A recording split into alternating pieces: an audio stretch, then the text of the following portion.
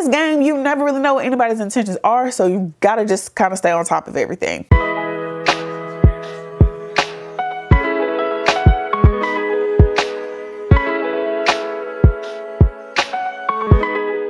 Hello friends, and welcome back to an episode of Beautifully Nerding, and happy new year, friends. I hope that everyone had a wonderful time spending time with friends, family, doing whatever it is that refills your cup as we start a new Gregorian calendar year. I'm actually deciding to take things a little bit slower this year. You know, usually everyone like hits the ground running with New Year's resolutions and stuff like that. I just don't have the patience for that right now. So I decided to start the year going back with the classic, you know, the black classics, the classics, if you will. And I decided to start with one of the mother of all classics. And this is one of those movies where people will look at you like you've grown an extra nose if you say you haven't seen it. I was a very sheltered child, so I had no way to see this movie. With most of these movies, like once I got to an age to where I could look it up on my own, I just didn't care anymore. Like I had my own interests, my own taste of the things I was watching, but I care now. I decided to watch this movie because I was hoping that it would be a lighter fare than some of the other movies that came out in the 90s,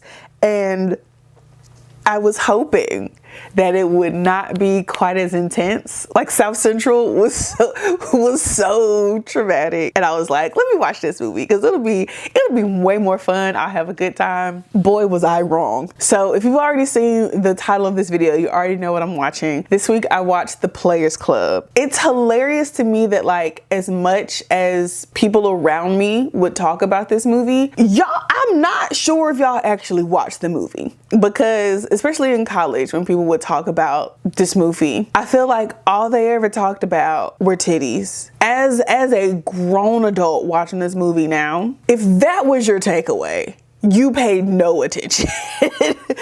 Watching it now, I'm just being like, okay, so y'all just said bump all the story, fast forward to the scenes in the strip club. Like, okay, friend.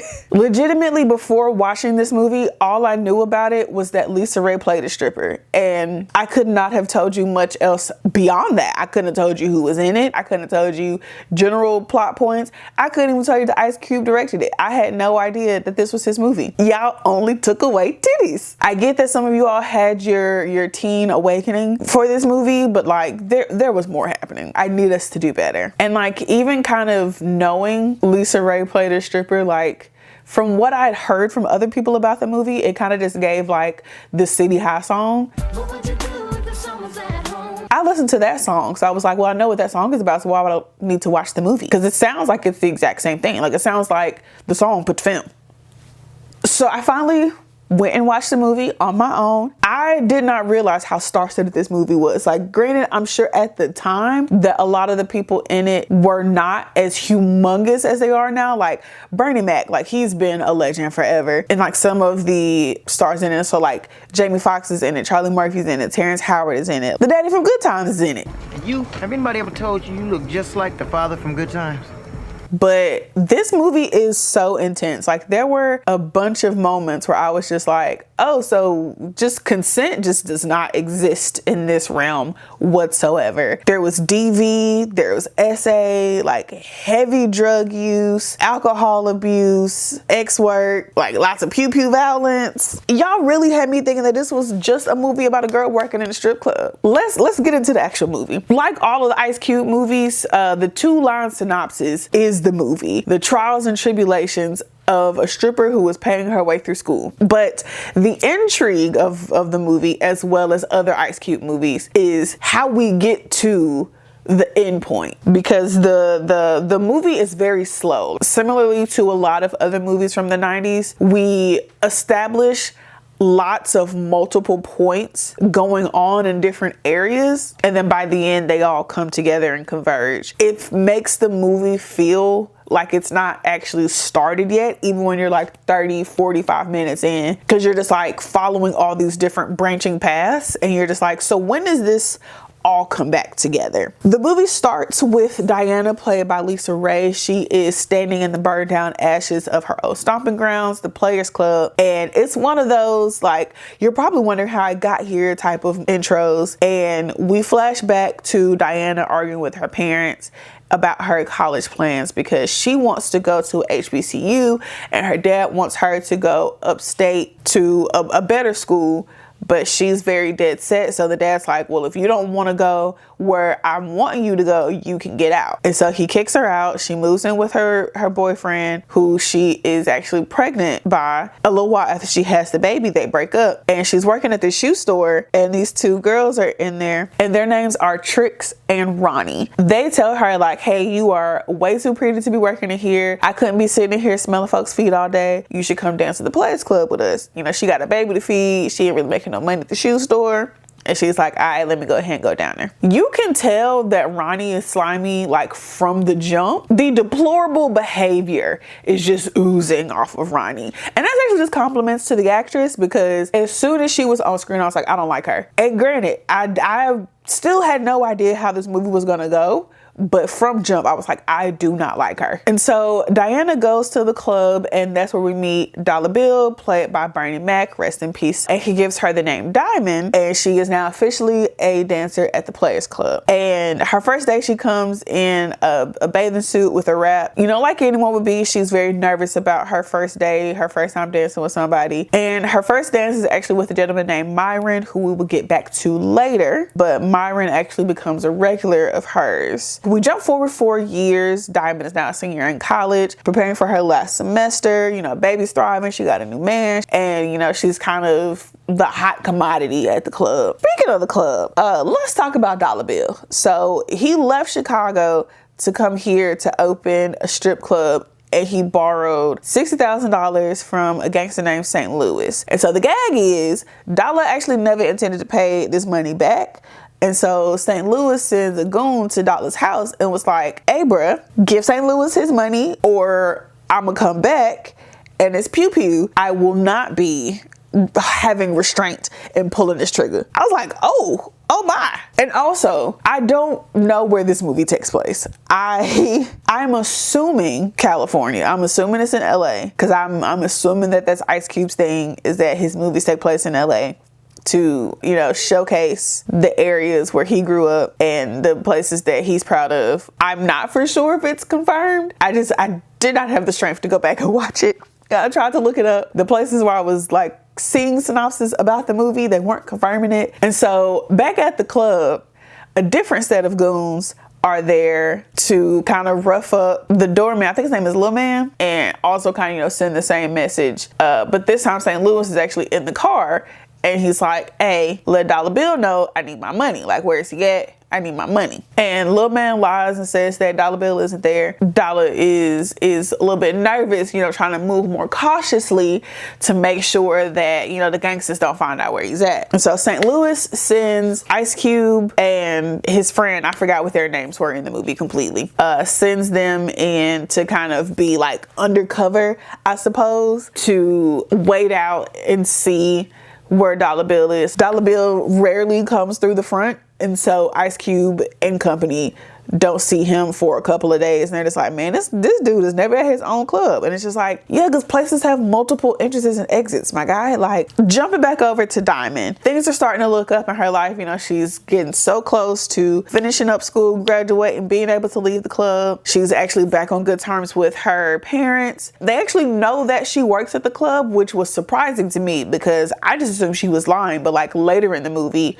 we find out that they do know that she works at the club, and I'm just like, okay. But when Diamond goes to visit her parents one day, her mom tells her that her cousin is going to be coming, and she volunteered Diamond's house, which is such a Black mother thing to do. It's just telling. It's like, hey, this is what's happening. What if I don't want this? Diamond really had a good connection with her cousin Ebony, and she's like, yeah, cool, you know, she can come, I'll watch out for her. I'm assuming that everyone knew that Ebony was already kind of wild, which is why they wanted her to stay with Diamond, so that maybe, you know, Diamond can keep an eye on her, keep her safe, all that good stuff. Because like, if your child is doing pretty good in life, you don't necessarily need to be like, hey, watch out for him. Like, it could be like, hey, watch out, like, she's in a whole new city and this is, you know, kind of a scary transition in life.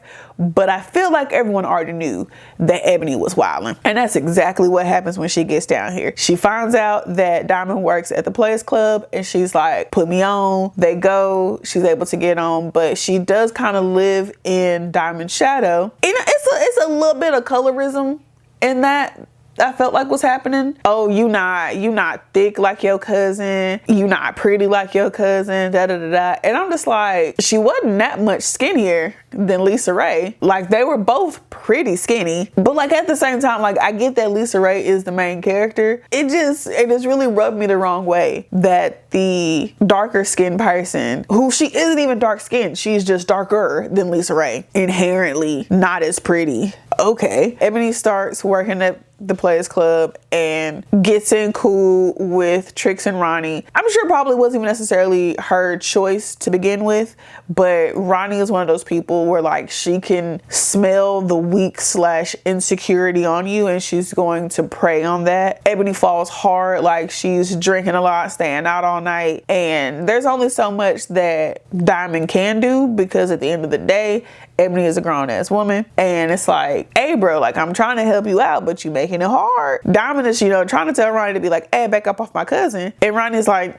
nah, good. I actually kind of like her a little bit. We gonna hang out. Diamond is trying to warn Ebony she ain't no good. Don't hang out with her. Like she has no good intentions with you. Like don't dive headfirst into this life. And we get a flashback why Diamond and Ronnie are not cool, because Ronnie tricked Diamond into coming to dance. I don't know if she just like gave her too much to drink or she drugged her. I'm thinking she probably drugged her, assaulting her in that private event. So that's why Diamond doesn't drink anymore, because, you know, she needs to stay in control of what's going on. In this game, you never really know what anybody's intentions are, so you gotta just kind of stay on top of everything. And so we have our couple different storylines that are starting to begin. Diamond is trying to focus on finishing school. We got Ebony over here wilding.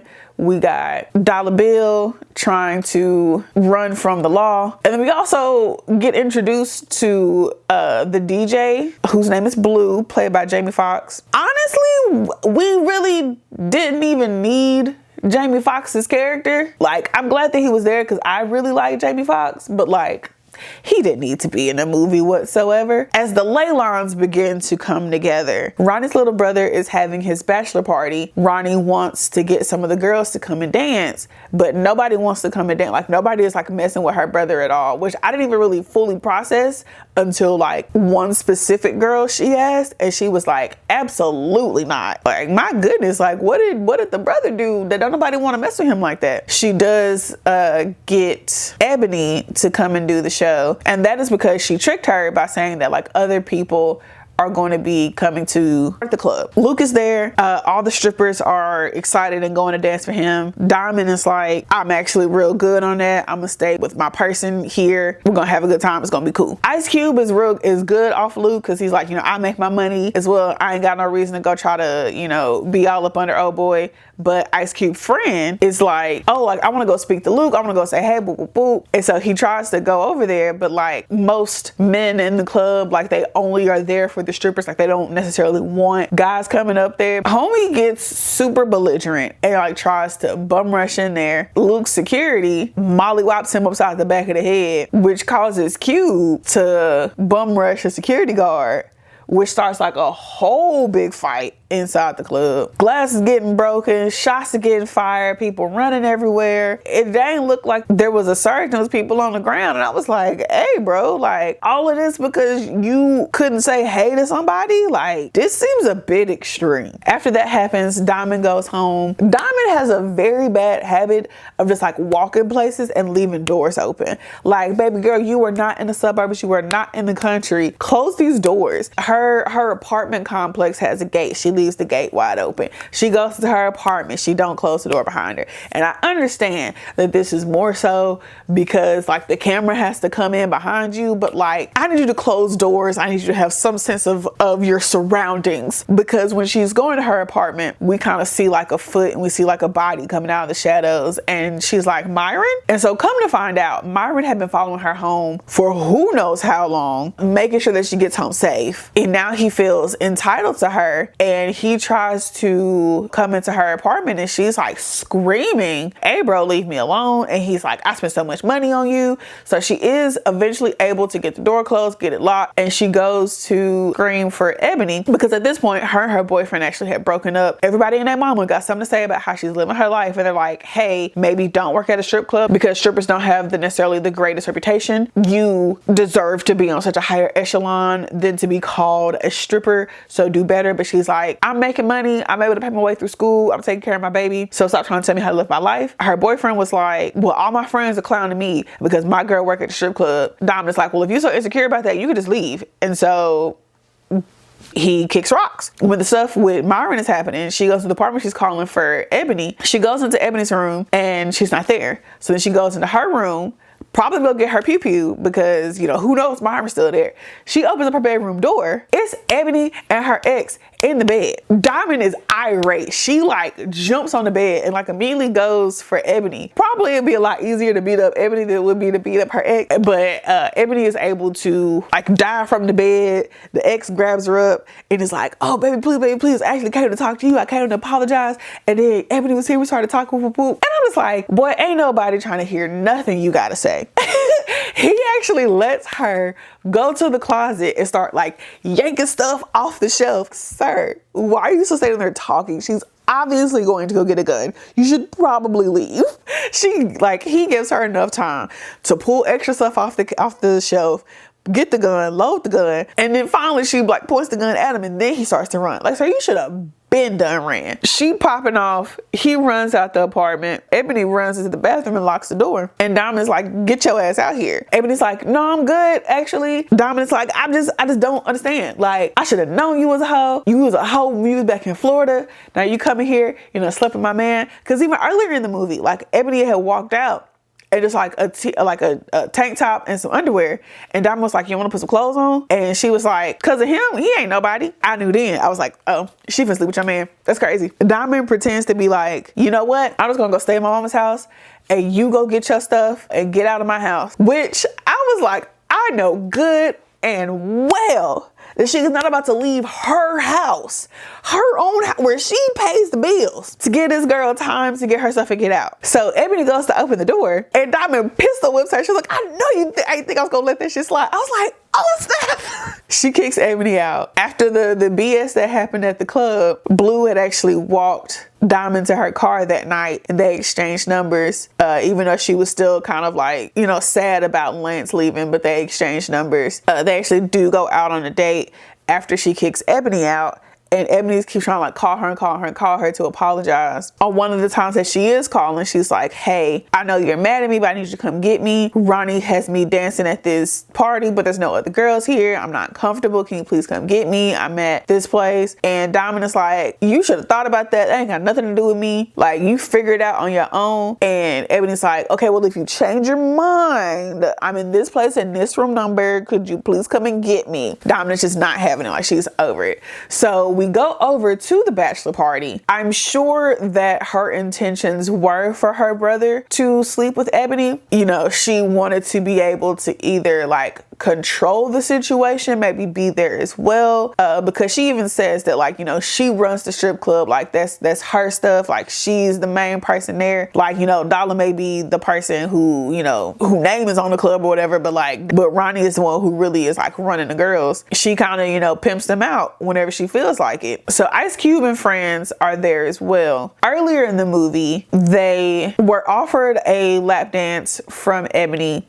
but they didn't want one because they were like, you know, "Oh, you not Diamond, so why were we trying to mess with you?" Ebony was like, "Okay, well, if y'all don't want to dance, what do y'all want?" And so they were like, "We finna run a train on her." They decide to get drunk Ebony to leave the club, but fortunately, LisaRaye is able to stop her from going with them, which makes them mad because they literally like already had her in the car, and LisaRaye was like, "Get out." They are holding a grudge. So at this party, Ice Cube tells his friend to get Ronnie outside so that Ice Cube can set up the brother to sleep with Ebony. Now Ronnie is outside and it's just a room full of like 12 niggas, and Ebony is in like a joining room trying to get changed, and Ice Cube is like, hey, she'll let you hit. The dude is like, oh, word, bet. You know, supposedly he's so excited about, you know, getting married tomorrow, last night of freedom, which I've never understood bachelor parties, because if you were that pressed to have a last night of freedom, I don't think you really should be getting married. Like, if you really out here and you need strippers and ass in your face and you want to have sex with somebody else before you marry the love of your life the next day, nah, boss. Marriage is not what you need to do. So he's like, bet, you know, I'll go in here with her. He opens the door and Ebony is like undressed because, you know, she's about to change to her outfit to dance. And she's like, hey, yo, this ain't this kind of party. And he was like, no, I think it is. And so he like turns off the light, locks the door, and proceeds to very violently assault her. It's so violent that everyone else ends up leaving. It's to a point to where it's not even just like he's taking her body against her will. Like, it legitimately sounds like he is trying to murder her. So everybody else is just like, I'm gonna go ahead and go. So as the other dudes start to leave, Ronnie and old boy come back and they like, hey, where you going? And Ice Cube, he over there being real shady. Ronnie gets her brother to open the door. She sees that Ebony is in there, like, just in a state of, we don't know if she is alive or not. She gets her brother out of there. I don't remember where I don't know if she sent him home. And then Ronnie goes back to the club so that she can have the club as her alibi and be like, if anybody asks, I was here all night. Diamond, being the good cousin that she is, she goes to the hotel room. She sees Ebony there and it's like, call somebody. And it's always so funny to me whenever in movies, like lower budget movies, whenever they try to have like a high stress or like panic scene, the way that like nothing is ever coming out, nobody knows anything, like what's the room number, I don't know. And it's like pretty sure that if you were in this type of situation in real life, that like you probably would have forgotten the hotel room number as well. But like for some reason it's just funnier because like there's no actual sex because it's in a movie, so you can laugh at it. How did y'all forget everything that fast? Like, y'all over here calling the front desk. Just send somebody, send security, bump security, call 911. Why did you call the front desk? Like, that don't make no sense. LisaRaye has a cell phone in her pocketbook. Why did you use a hotel phone when she got a pocketbook? I was very confused about that too. At this point, Diamond is over it. She is completely over Ronnie. So she goes to the club. Long story short, she whoops Ronnie's tail. Dang near leaves her for dead as well. She got Jamie Foxx posted up outside the door with her pew being like, don't let anybody come in here. I gotta handle some business right now. Jamie, like when Dollar Bill and Trix try to come down and get Ronnie, Blue is like, this ain't got nothing to do with you. Let them handle it. So eventually Diamond comes out, the police come in and come get Ronnie. They already have her brother in the back of the car. Diamond and Blue, you know, like they walk away and go off into their little sunset or whatever. Blue was just looking around and was like, hey, bruh, like they done destroyed my club from the Luke party. They done destroyed my club from Diamond coming in here and beating this hoe up. Like, just look at my club. And that's exactly what St. Louis is doing. He's looking at the club like, well, since this man don't want to give me my money, since this man keep playing with me, there is no more Players Club. Charlie Murphy shoots a dang missile at the Players Club and it like fully explodes. There is no more Players Club. I don't know if there's also no more Dollar Bill. They say that he was never seen or heard from again. That doesn't necessarily mean that he's dead. Wasn't quite sure about that. But you know, of course, we got the ending scenes where like shows everybody's pictures and like what they're doing now. So like Ronnie and Trix get out of jail and now they work at a different strip club. Blue now works at some radio station. You know, other people are doing all this stuff. Diamond is like, and as for me, well, you watch TV, don't you? Which confused me, because that was all she said. I didn't actually know what she was studying in college. I literally had to look it up. The article that I read was saying that she was studying journalism and now she works, I guess, in the news. Because there was one point where she was walking away with Blue and she used like a newscaster voice. And I was like, oh, is that what she wants to do? She wants to do journalism? That was the first time I really like processed what she was studying, because I just assumed she was going to school for business, because that's usually what these movies are. People are going to school for business. But yeah, that is the Players Club. This is also where the line, you know, make that money, don't let it make you, comes from, at least to my knowledge. I'm sure it probably predates it. I don't know. That's where I'm pretty sure it came from for my generation of people. But it was definitely an interesting movie. I don't know if I could say that it was good, but I had fun. Once it finally started getting going, I actually had a pretty good time. You know, shout out to Ice Cube and his chokehold on the 90s and blaxploitation type movies, and just a general, here's some trauma that we're gonna disguise with a couple of laughs so you don't realize how traumatic this movie actually is. I hope you all enjoyed this video. If you all made it this far, please be sure to leave a like, leave a comment down below about any of your thoughts about The Players Club. If y'all have any recommendations for movies that I should watch as well, please be sure to leave those down below. Share this video with all of your friends, and I will catch y'all next time. Bye.